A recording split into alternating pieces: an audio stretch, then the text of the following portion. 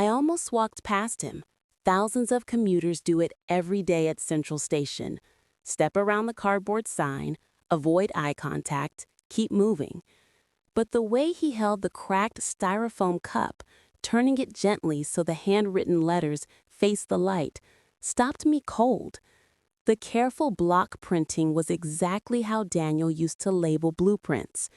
He had a wool cap pulled low, face obscured by a scarf, even though it was May. But the slope of those shoulders and the habit of rubbing his left thumb across his knuckles when nervous, there was no mistaking my husband of 29 years, the man who vanished the night our youngest graduated high school, leaving only divorce papers and a bank account drained to zero. I stood in front of him until he had no choice but to look up. The cup trembled in his hands. Daniel. He tried to scramble backward, but the wall was already at his spine. You're supposed to be in Portugal by now. Safe. Portugal?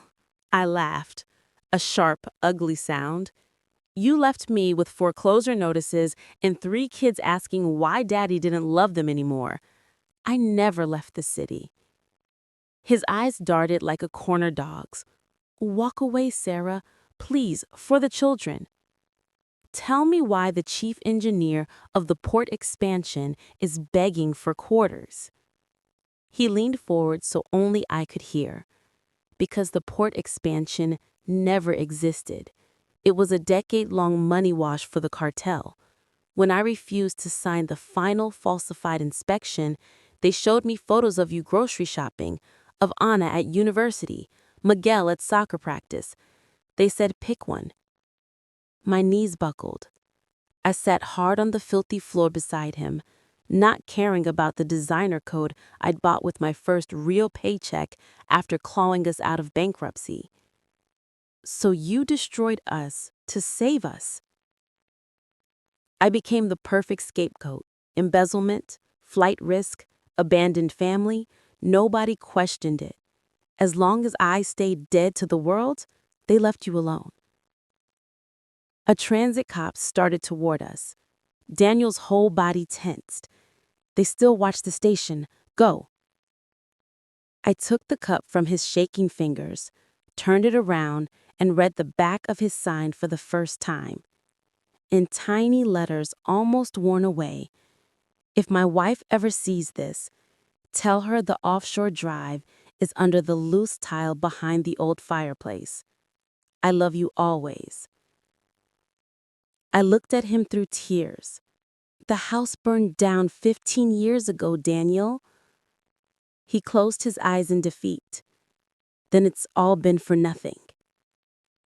No, I said, standing and offering my hand, because I saved the tile. 3 months later, the port scandal exploded across every front page. Politicians, contractors, even a federal judge. Dozens arrested.